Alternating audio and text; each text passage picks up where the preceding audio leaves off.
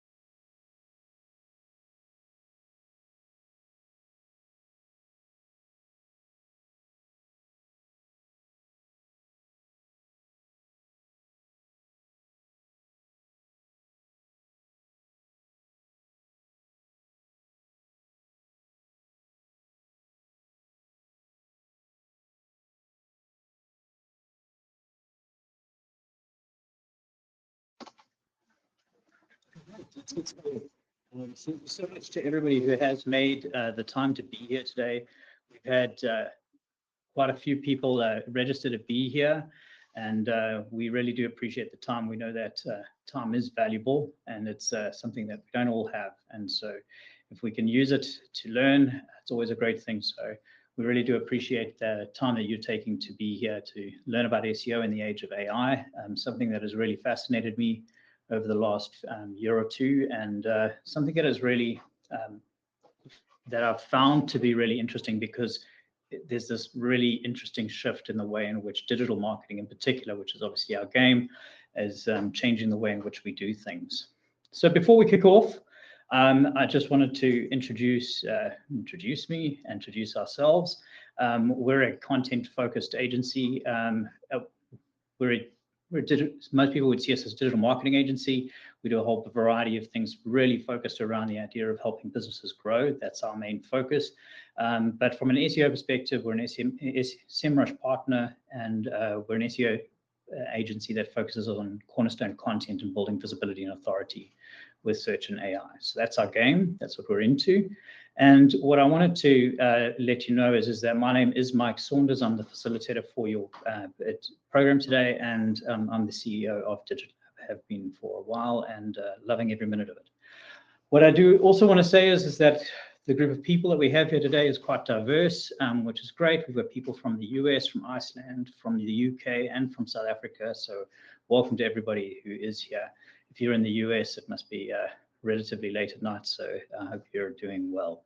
And so I also wanted to let you know about this particular platform, Livestorm, and where we're running this event from. It's new to a lot of people who are using it, so just so that you get your head around the platform. And there are a couple of you that are in the chat system itself, which is a normal chat system. It's got a very cool emoji system in it. So hit those emojis just to let me know that you're alive and that you heard what we were saying. It can be quite frustrating and boring running a webinar, one-man show on the back end of this. So just letting me know that you're there always helps, and that's always great. So you hit that emoji thing as often as you can. And then also there's a question section that's there. The question section is open to you and to everyone in the public in the session. So what that means is that as you load a question into there, everyone in the session will see what that question is. I'll keep an eye on it throughout the session as much as I can. If I can answer them during the session, I'll do that, but otherwise we'll keep them for the end of the session in the Q&A section. So please fire your questions into there and we'll do our best to answer those. Anything we can't answer in session, we will endeavor to answer after the session, either in a follow-up meeting or over email, however we can do that. And then finally, there's a polls section that you can keep an eye on. So we have 1 or 2 polls that we'd like you to take part in and just get a feel for where you're at. So there's a poll section there that you'll see just next to the question section as well. And on that note, there's the first poll where we would love to just get an idea of who you are as a group. If you could just let us know how far you are right now in your SEO journey, we'll launch that poll as we go. So that should be launching soon, and we can see where you're doing. So I'm going to do it as well, but we'll see where everyone's at.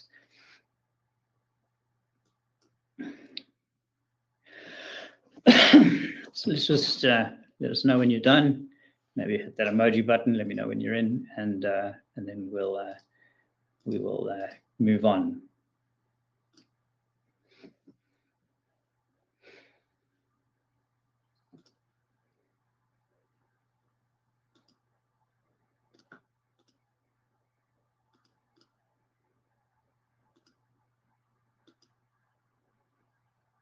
Okay, so this is looking great. So we've got with that poll moving forward, it looks like everybody's quite new to AI and SEO, which is very much the case for most of us in this space. And so we're gonna dig deep. And I have prepared this presentation for different levels of people. So I'm hoping that you're going to be able to learn a lot from where we're at.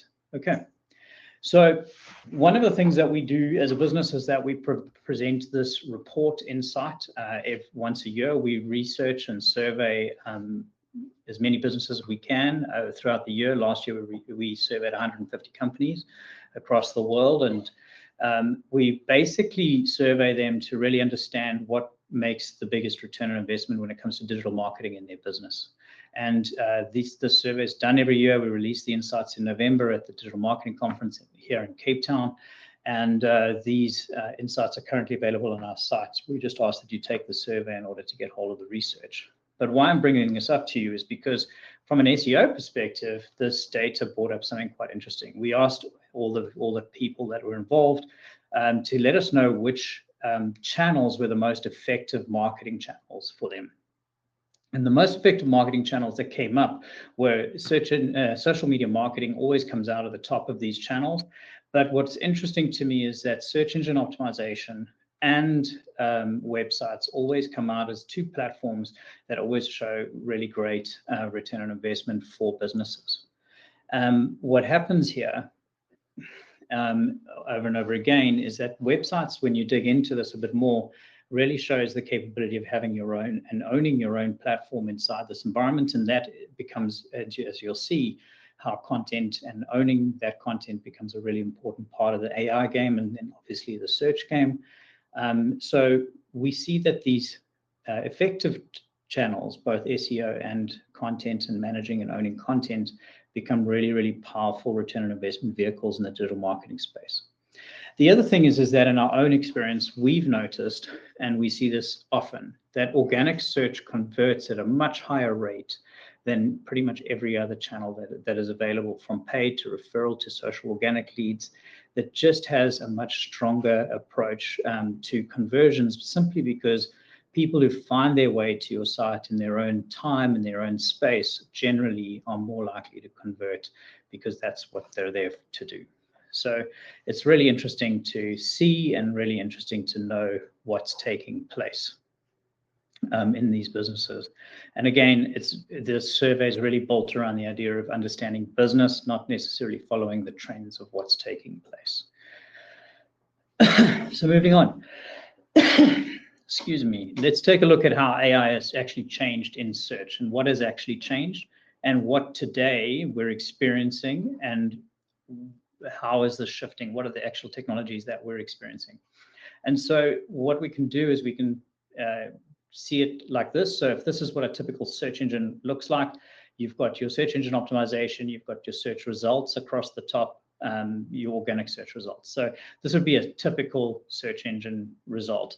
If you are running paid ads and you saw paid ads, you'd see paid ads across the top of this. But this is a typical search engine result. So what's changed? There are two main things that have changed, that change the way in which search is shifting the way in which consumers will get to you and find out about you. So the first is what they call GEO. And what I do want to say about all of these acronyms and namings and naming conventions is that there's a new acronym and a new naming convention in the space like every second day. I think people are still figuring themselves out. They're still trying to work out what they want to name things. And so don't get too hung up on what they're actually called. At this point, it's really good to just understand what the technologies are. But the generative engine optimization, so in other words, these AI overviews, okay, AI overviews, both in that come up particularly in Google, okay. Bing is using them with ChatGPT, and Google's obviously using their tools to do the same thing. Now, these AI overviews have become quite significant in the traffic game. They use web content to make decisions about things, and they try and answer questions that their customers have inside Google without necessarily taking people to the sites. So what you're taking a look at here is the AI overview that comes up as the first search result. There are no ads in this AI overview. There are no links. There are no massive opportunities to click anywhere. There's no massive call to actions to click anywhere. They treat it almost like a Wikipedia. You have these small citation links that link to the content where they found the information that links to that. And in the sidebar, you have your citations, okay? And so further down in the content, you would then see your organic listings. And if you're running paid, you would see your paid listings underneath your AI overview. So these AI overviews are being prioritized very, very strongly inside search results as search engines use AI to answer people's results, and really want to be the place in which all of that takes place. They want to be the home for people for all of this to take place. So generative engine optimization, AI overviews, one of the biggest shifts. The biggest impact that it's making is it's reducing search, and we'll get to that in a bit. The next one is generative is AEO. So this would be answer engine optimization. Excuse the spelling error in the top there. It's answer engine optimization.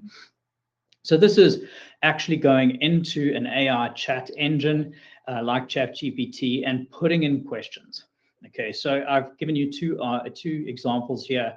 One of them was a real life example where I was struggling to figure out which product was the right product to buy, and I threw it into ChatGPT, gave them the product page to sort through, and I asked them to tell me what the differences were in the product and why I should buy which version.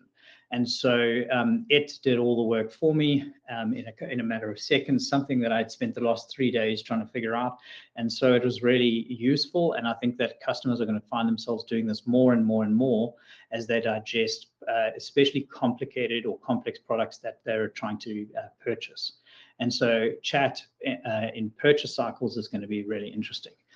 This other option in the side here that I've shown you is also really interesting, where you can create very customized queries around B2B purchases that ChatGPT and AI can then start to answer based on its knowledge of the businesses within the area and how they would be able to service you.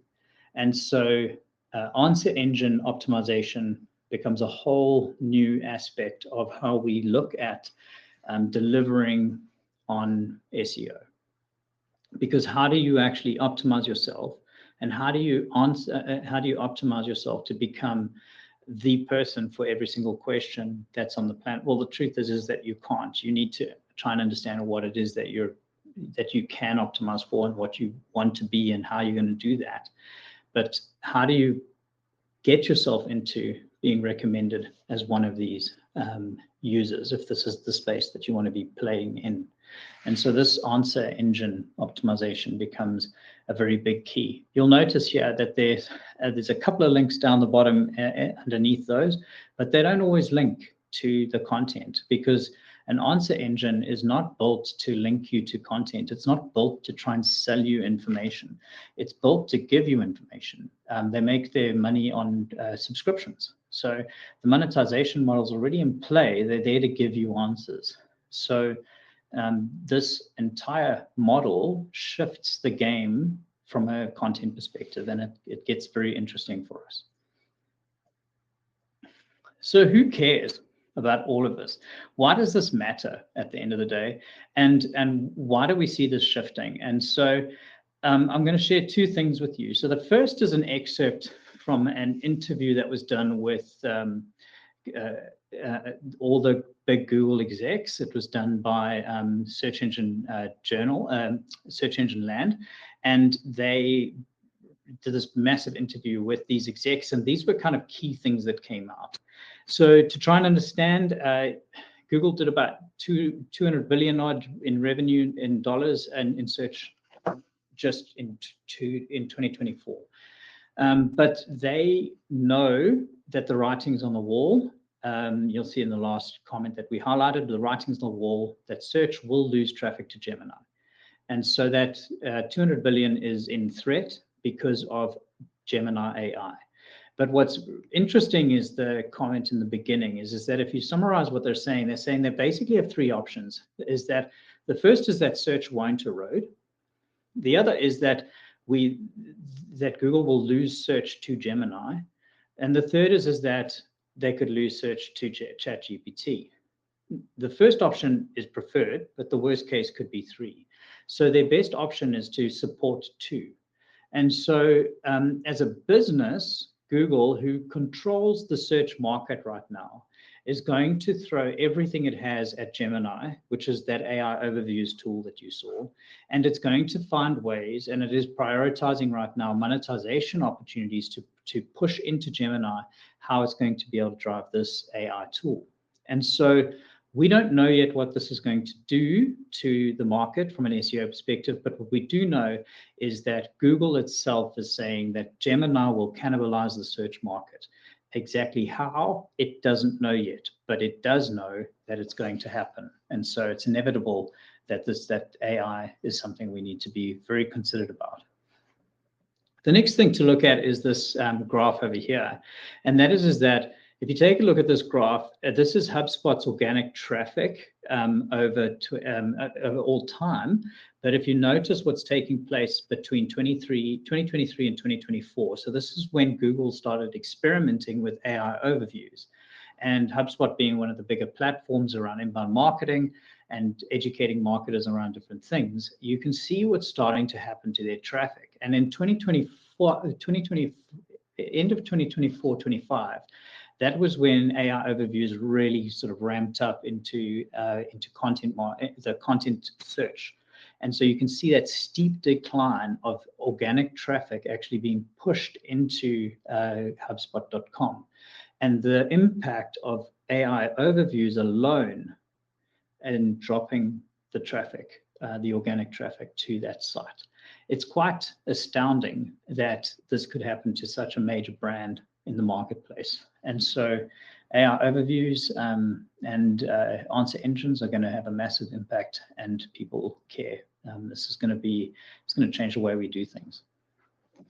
So what's staying the same when we look at SEO and when we look at SEO and AI's impact? Okay, so when you split SEO, you can kind of do it in a very simple way into these three sections: technical, content, and authority.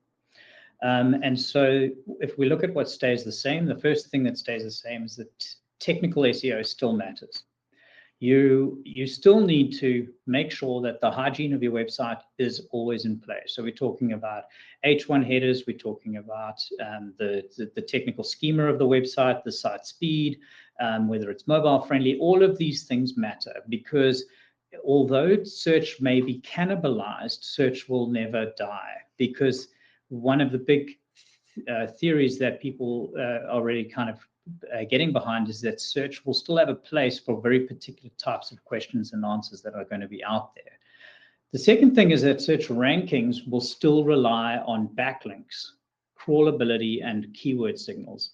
And so that is not going to change. Nothing is actually changing too much in the way that search engines rank content. And so you can't now just drop everything for AI. And in fact, the AI consumer volume is not high enough for you to now go and only focus on AI. So search engine ranking still remains one of your, and all the same rules and things that were involved still apply. Google Search Console matters a great deal, and indexing still matters. It's just because you now have AI that can find its way around things and understand what's going on, you still need indexing. You still need something that will make sure you exist on the internet.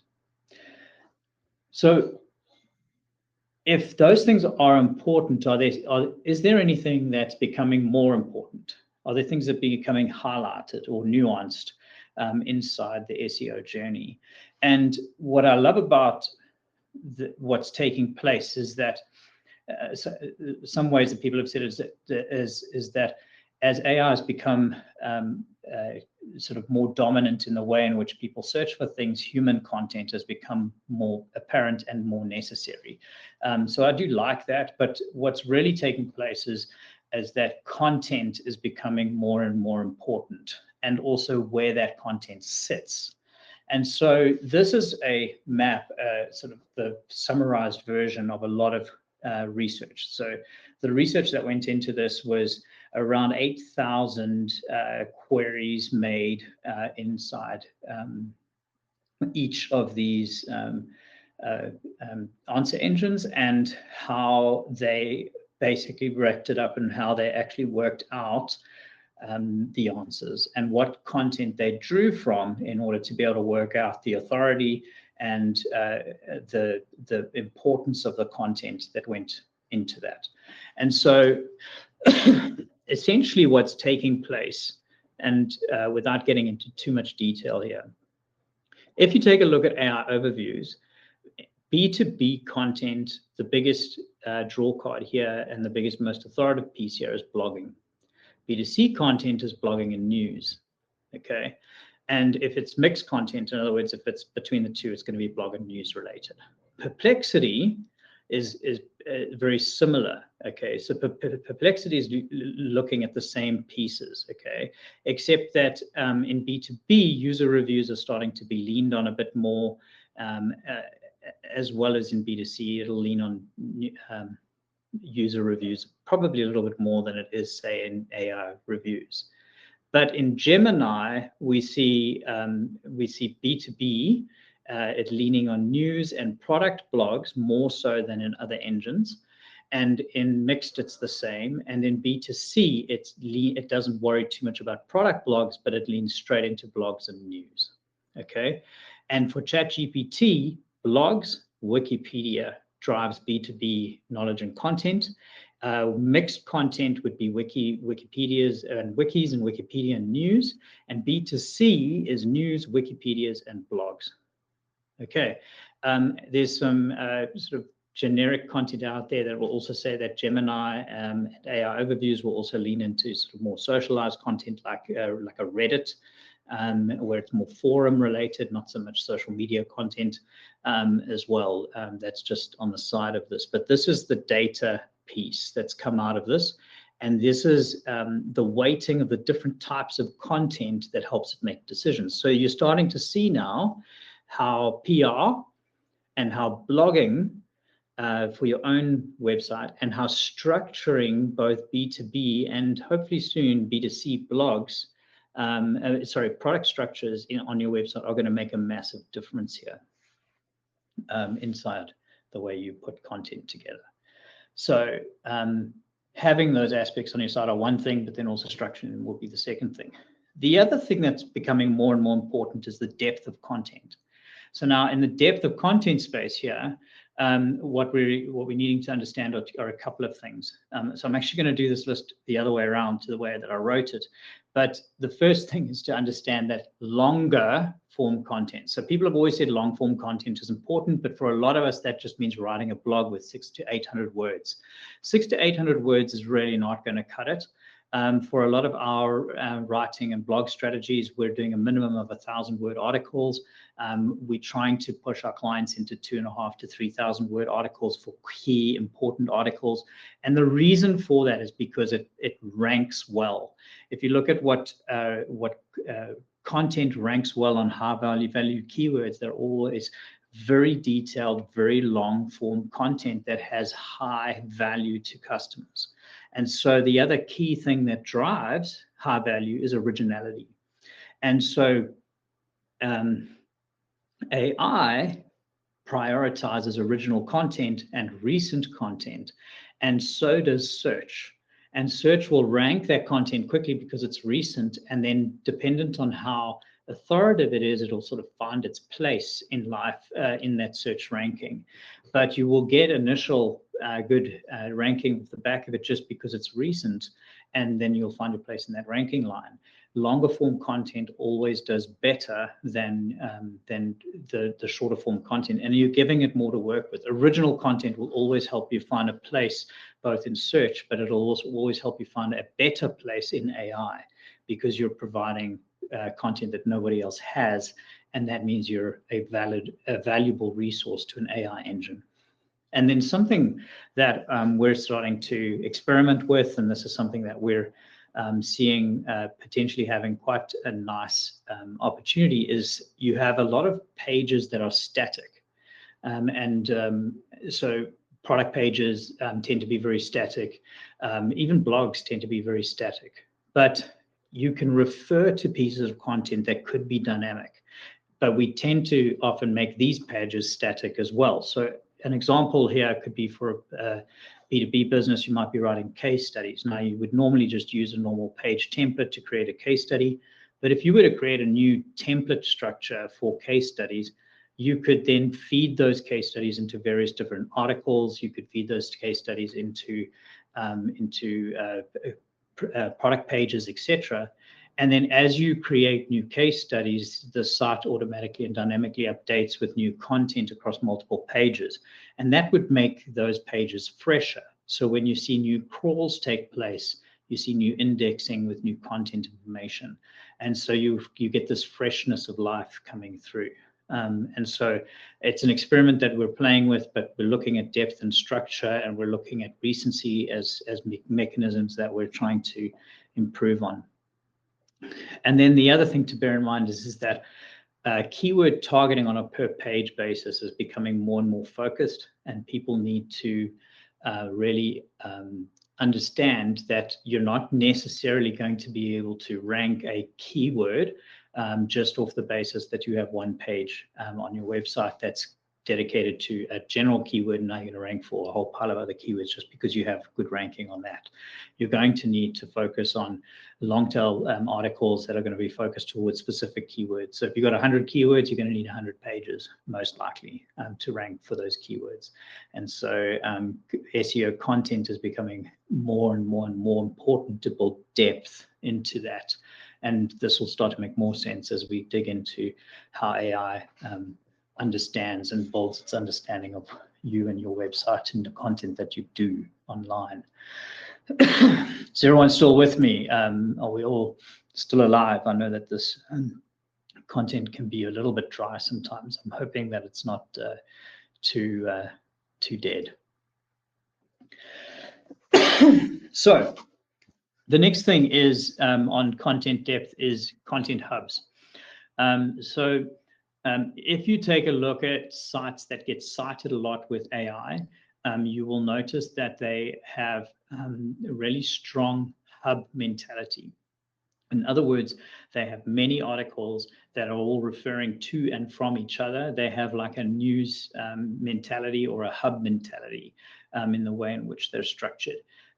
These are also very good network structures for Google search and Bing search to understand your structure. So if you're adopting hub structures with blog content, with written content, or even with just content hubs, not necessarily utilizing a blog structure, you will benefit greatly from showing and good link architecture. And that link architecture will then showcase it's seen as a signal that you have good depth in your because you have a content hub that showcases this. And so a lot of people don't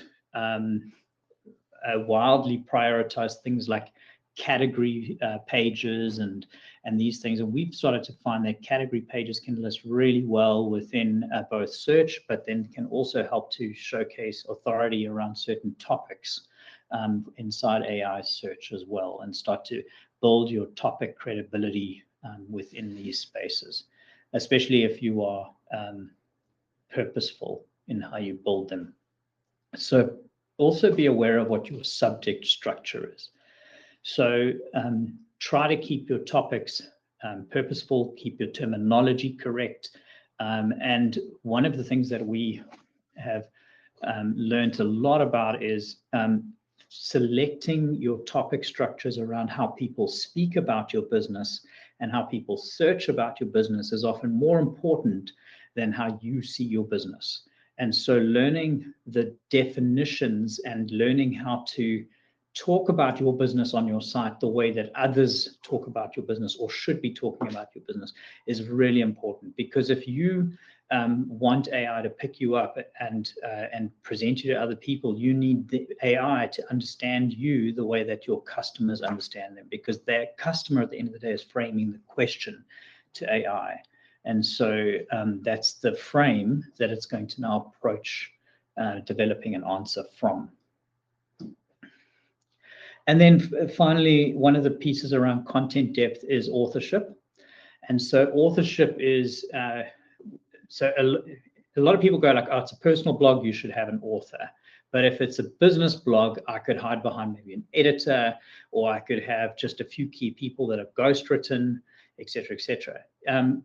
Stop hiding behind the brand, build authorship, build credibility behind authorship. Look for PR opportunities beyond just the blog that you have, and look for things like social media distribution and social influence.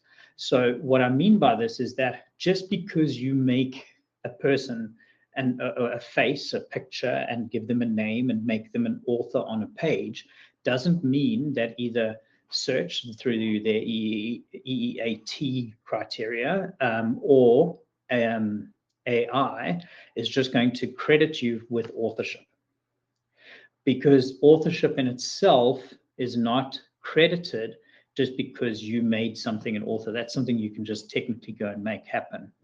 So what it does, but with both EEAT measurement and with AI measurement, is it sees authorship as a collection of signals. And so it will see Oh, you wrote a blog post as a signal towards authorship. Oh, you've written a series of blog posts on this company blog. That's oh, you've been quoted in a number of media pieces. That's also a signal towards authorship, towards thought leadership, towards representing the business in this space. Oh, you've got social media content that refers back to what you have to say. Others are sharing this content. You've written a book. And so, as I say, and all of these signals start to develop this authorship. So content depth is actually what's going to rise here. And so content depth isn't simply just about the content that you're developing for yourself and on your site, but also how you allow that content to spill over into the rest of the work that you're doing. And so one of the things that we're encouraging our clients to do is to use their cornerstone content strategies that are developed and let them spill out into their social media plans, spill out into their PR campaigns, spill out into all of their other things, because essentially you build these strategies around your economic values, and so they have value being spilled out into these other tools. Okay, so now if you're with me up until this point, there's a very good chance that at this point you're kind of saying, okay, cool, but then how do we find out what people are asking? What are the questions that people are asking? So the one way you can go about it is just very quickly is go and ask your customers, run research, do consumer research, do focus groups. If you're big enough, you can do all those things. You can also go to your Google Search Console and you can see how people are arriving at your website, and you can see what search terms they're running. It's a really interesting tool to use. And the search terms that they're using to do that can be really exciting. But you can also, if you're running Google Ads, you can use the Google Ads tool and you can dig deep into what search terms people are using to actually find you. And sometimes those are questions, and those are search terms that can be quite revealing at times as well.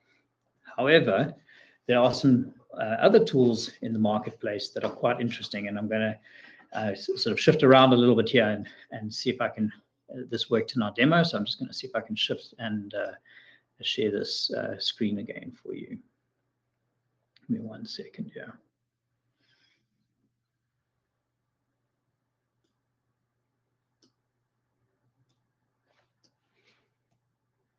Okay. Right. So you should all be looking at a page that that has a SEMrush logo in the top corner. And this is, as I said, we're SEMrush partners, and this is the SEMrush keyword tool. So we often use this just to try and brainstorm ideas around different things that are taking place. And what is interesting is that is this particularly this questions tool. Now, what ordinarily would happen is that you would use this broad match tool, and you would generally just go with all, and that would then give you the search terms that are coming up here, and you would prioritize them accordingly. But if you run with questions, ordinarily what happens is you end up with much lower search volumes. But remember, we're not worried about search volume. What we're worried about here is inspiration about what's on people's minds. What are the questions that people are asking? Because if we can understand the questions, we can understand what answers we need to be delivering in those spaces. And you can play around with phrase matches, exact matches, and related. I quite like working with related because related helps us kind of start to brainstorm beyond where our minds were at. But as we work into these questions, we can start to then understand a little bit more about what people are thinking. And we've got to remember that this is a brainstorming exercise. It's not as simple as just picking a bunch of keywords and then running with that. We've really got to work to building out these keyword structures. But a lot of SEO keywords are built around these very broad match keyword structures and then building that into your blog and content strategies. But we don't actually spend enough time focused on the questions that are being asked. And if we focus on answering the questions, we'll actually start to develop more and more AI citing opportunities. And these questions can be asked by writing a blog article or by including it in FAQ information on existing pages. We can put it in, so you don't have to go and write a whole blog article, say on what is residential property finance costs, because it's maybe a very small. Sorry, here's a better example. How do property developers raise finance? That's a very small search volume, shows potentially a small amount of interest. But if you had a property development finance page, as an example, that you were ranking and it had an FAQ section at the bottom, you could raise this as one of the FAQ pieces and try and see if you can get ranking and AI ranking and AI referral and citing based on the fact that you're now starting to answer this question really well. And so understanding the questions that are being asked in your market will help you to then start to answer your customers, no matter where they're coming from, whether it's search or AI. One of the other tools that I like to look at is this particular tool called Answer the Public. So Answer the Public does some really cool stuff. So they use a number of platforms. So they've got access into a number of these platforms. And so here I've just put in a tool said business funding. Okay. So now what it's going to do here is it's going to say, okay, well, I'm going to throw this into Google and I'm going to put the word can into it. So can I get business funding? Can I get business funding with bad credit? And so it's running queries and it's looking at what the search volume is and if there's a cost per click volume. And so you can relatively quickly get a feel for what people are searching inside Google and also what businesses are paying to get access into and how much they're doing it for. And so the color code also helps us figure things out, like there's an opportunity, how does business funding work, etc. I have also selected, as I did in the other one, the UK industry, so that I can see where I'm going into. So I quite like this one, because this is very, very question orientated. Here's another one, what is? So there's no real opportunity here, but you can see what is alternative business funding? That's an interesting question. Here it says where do I get funding? Where can I get business funding for my business? And why? Why do I need funding? These are questions that pop up. So here, business funding for startups, 320, and it's got a high click volumes. Business funding for a new business, higher cost, more volumes. And so this tool helps you to start to really understand what kind of questions may be out there. Okay. What I like about it is I can now jump across into Bing and it'll run a similar thing and start to query that. I can do the same thing inside YouTube and start to get an understanding of, let it now run through YouTube. Sorry, it's got a wheels function, which is actually quite nice as a brainstorming exercise to run through. It's a nice visual, but for the purpose of the webinar, the tables are much easier to see. But here in Bing, so Bing's an interesting one because Bing generally has lower search volumes. So you've got to kind of take it with a pinch of salt, but look at the questions that come up. You might see different questions that come up in the engine. We take a look at YouTube.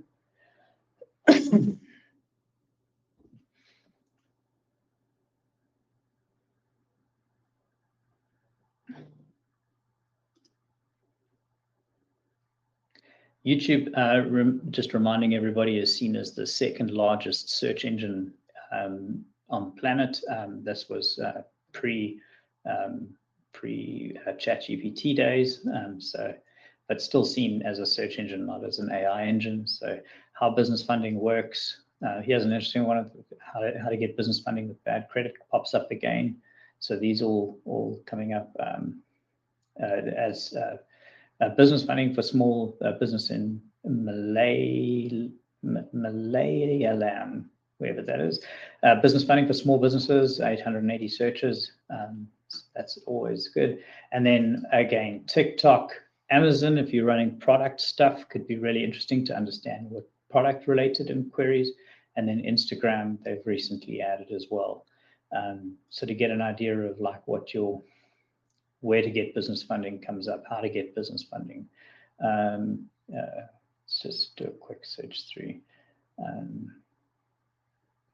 Yeah, 210. Where to get business funding for new LLC comes up on TikTok. That didn't come up on any of the others.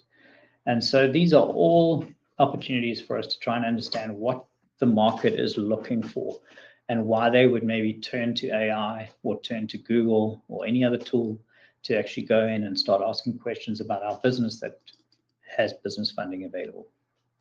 So these two tools, when you're now in a game of answer engines, give you a very good foundation to be able to start looking at how we can build content and find content ideas that create more opportunities for content beyond just dialing in on the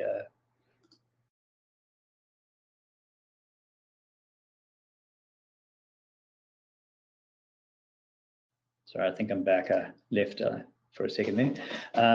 So without dialing back on your content structures that you're currently doing, you're able to use tools like you're able to use tools like Answer the Public and SEMrush Answers, SEMrush Questions, to be able to really canvas Google and other networks to be able to find out what people are questioning in the marketplace. It's a really great way to be able to start building content out that's AI search ready.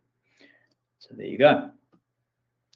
So the big question is there a middle ground? Can we actually make this thing work? And so I'm very quickly going to take you back to Cornerstone methodology. So Cornerstone methodology says if I want to rank for backpack in Europe, I'm going to create a big page dedicated to this. And then I'm going to start blogging around different, then I'm going to create these sort of topics around this. So backpacking essential gear, backpacking tips, budget travel tips for Europe. And these topics have all come out of the fact that I know that this is what people are asking for. So I've been to the engines and I've come up with these topics.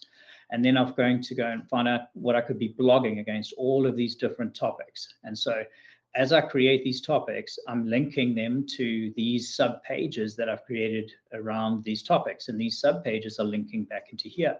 And all the opportunities that I've got to link this content that I'm creating to either one of my main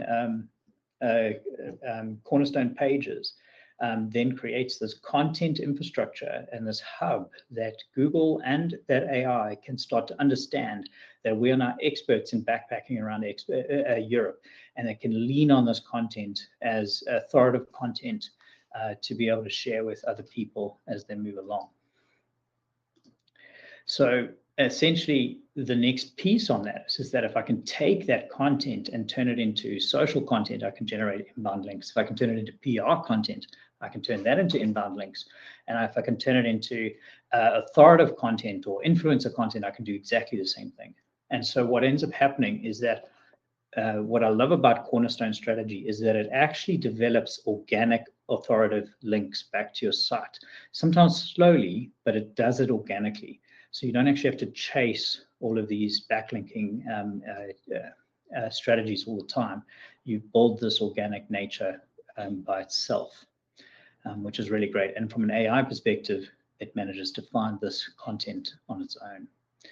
And so this this table has quite a detailed structure to it. And we are going to share this presentation with you so you can take a look at it in more detail. But basically what this is it's suggesting to you that you now need to start looking at content that you create with a few more extra pieces attached. So when you created content for SEO, you always had a title. So you still need that. There's a SEO benefit and an AI benefit. There's a meta description. There's an intro paragraph that you should create. There's a question-based H2s. So your H2 header should be question-orientated. They should be answering questions. You should create short answers because they are more likely to be cited by AI engines. You should look at supporting detailed sections of content so you can build out these long-form content sections. Use bullet points and tables. Why? Because that's more structured data. The better the data is structured, the better opportunity you have in being ranked. Also, taking content that already exists, say in an unstructured fashion, and structuring it gives you a better opportunity of being cited and ranked than anyone else from an AI perspective. ensuring that your schema markup is put into play and is being used correctly will make a big difference. Now, from a search perspective, it actually doesn't make any difference in your ranking, but it helps them catalog you in a better way. And from an AI perspective, that cataloging and content structure helps them understand where to place you in that content. Internal linking is massive. We've been through that. Internal bios we've spoken to with all the signals. The last updated date is important because you can drive recency. Creating summaries and conclusions is always good because AI can use that to kind of build off the to kind of draw from very easily, and then CTAs. So really, really important. So this gives you a bit of an idea of kind of what should go into developing that content. And then one of the other pieces that are coming through, which is also quite nice, is you can use this bars method. Okay, so if you're creating content, you need to be creating content that has breadth. So content that covers topics comprehensively and not just at a surface level. Content that is the A is for accuracy, so it's factual, it's up to date, and it's supported by credible sources. So don't be afraid of outbound links. Google itself looks for outbound links because it shows that you've done research and that, and you're not just trying to be a closed network. Relevancy, closely aligned with intent and query context. So if it's a commercial intent keyword and you're sending it to a page, but you're not asking anyone to buy, that doesn't really make sense. So don't be afraid to ask people to purchase something if you're running on commercial keywords. Like, work with the intent of what you want people to do. And then structure, clearly organized with headings, tables, schema, structure. Like, work hard at making sure these things both make technical structure sense and user structure sense. And you will win with these things. So I've got a couple of practical tips to kind of get ready for this. And the first is that you should audit for AI readiness. And this is our little plug for you. So we can help you with this, and we'll let you know about that after the session, and that's how I'm done. Okay. The second is that you should optimize your content for conversational queries. So when you build for conversational queries, we're talking about answering the questions that people would have, and then building it out in conversation. Why? Because AI engines are conversational in the way in which they deal with things. Making sure that your technical hygiene is correct. So you want to make sure that at all times, technically, you're there. The next big thing that you want to make sure is in place is that your how-tos and your FAQ schema, those are the two really important ones, are in place and applicable wherever you can use them. And then site speed becomes hugely imperative. This is really knocking a lot of people, and especially in mobile, but it's across desktop as well. We just see so many people losing ranking, losing opportunity, losing users just because of site speed. And then tracking visibility, not just the ranking. So it's not always about how you're ranking for that keyword. Your visibility in search is going to become more important. Track referral traffic inside Google Analytics. So you'll start to see now that you can track referral traffic from ChatGPT and from Perplexity now. And as this grows, you're going to start seeing other AI engines. So start to track your referral traffic and start to track your key events that are generated from that referral traffic. And then start to look to refresh old unranked content. So identify your old unranked content and refresh it, and then relaunch it for more recent times. So if I'm to summarize everything I have for you today, more emphasis on visibility than ranking is a huge plus when it comes to AI and SEO, and it's a big shift in the way in which we think about SEO. And then the second thing is, don't chase keywords, become the best answer. So that's what I have for you at the moment, and I hope that has made a lot of sense. I'm open for some questions and some answers. Well, hopefully I have some answers. So if there are questions, we can throw them into the chat or into the question section. Let me know what you guys think.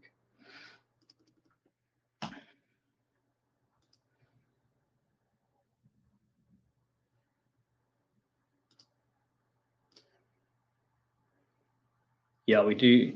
Thanks for slotting that in. We do just have this quick survey as well.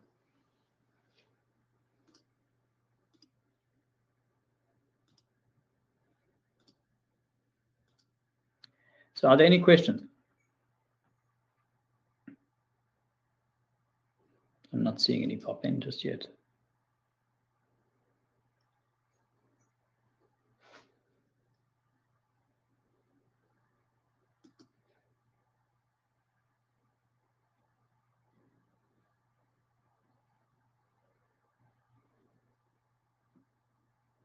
Can see one or two people typing.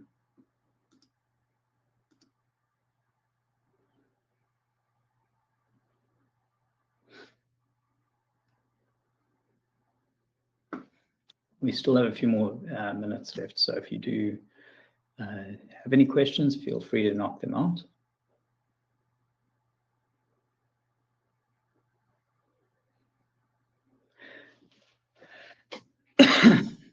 So from Caroline, how do you make that switch quickly from SEO to question-based?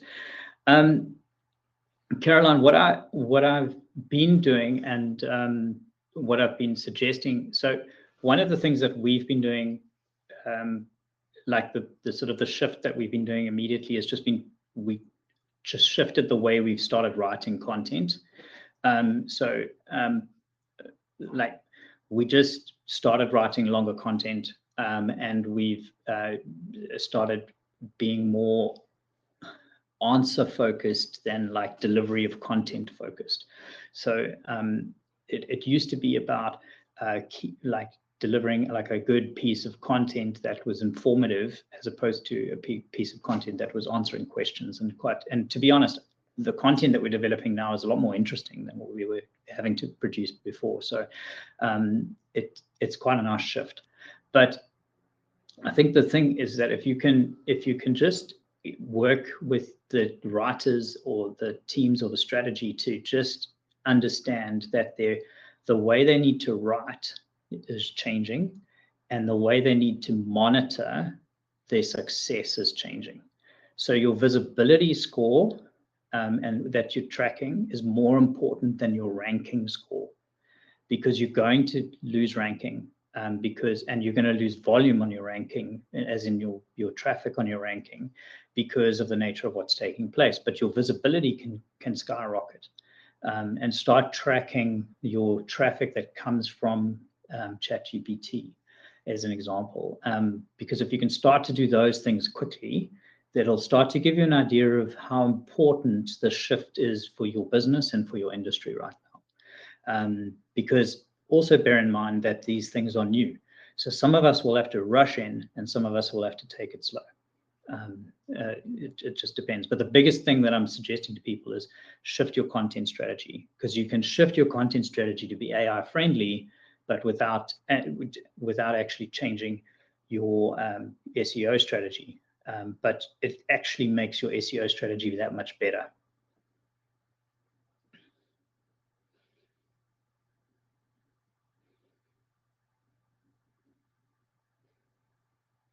Pleasure. I've got a question that popped up from Lauren.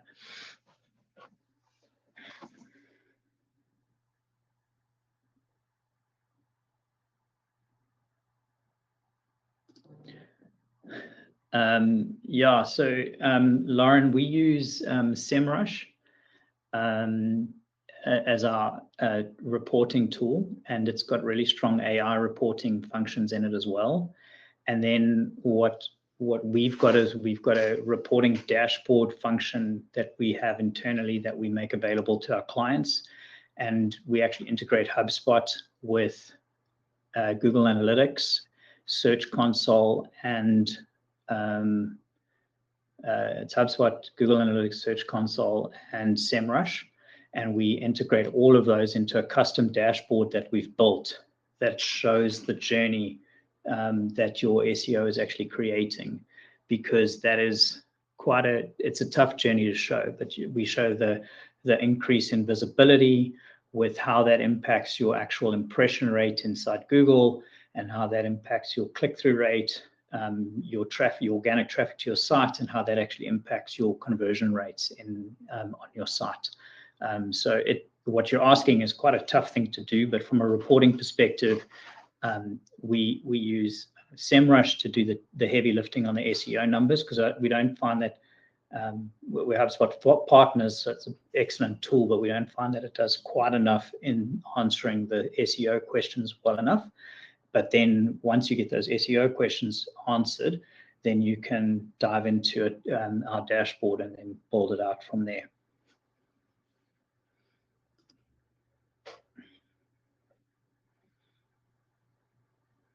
Another chat. How do you balance the request of integrating AI without upsetting search engines? Okay, no, we haven't addressed this. So the general rule, so integrating AI is an interesting one, because AI written content actually, or AI or content that has been influenced by AI actually does well in AI, because it's structured the way it likes to digest content, because it's been involved in writing it. So it's a weird one. So the best advice we give to people is if you start with your research and thrashing and brainstorming the articles inside AI, and then you build the structure in AI, using AI as the tool to help you meet all the deliverables that you're looking to do, and then you pull that out and then humanize that content through your editing and writing process from there. Very often you'll find a very good way of balancing the two out. I'm not entirely certain, but I know that when I write, I would say that they take about equal amount of time. So as much time as I spend in AI thrashing the thing out, I spend as much time writing. Caroline, our writer, is also in the session. I think, I'm not sure if her numbers are the same, but it takes, if not more time, writing the article than it used to be honest. Yeah.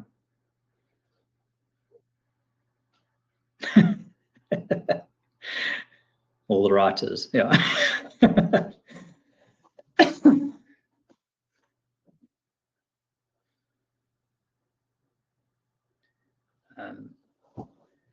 We are at 3 minutes past 12. We said we'd wrap up at 12. I'll take one more question and then we'll close it up.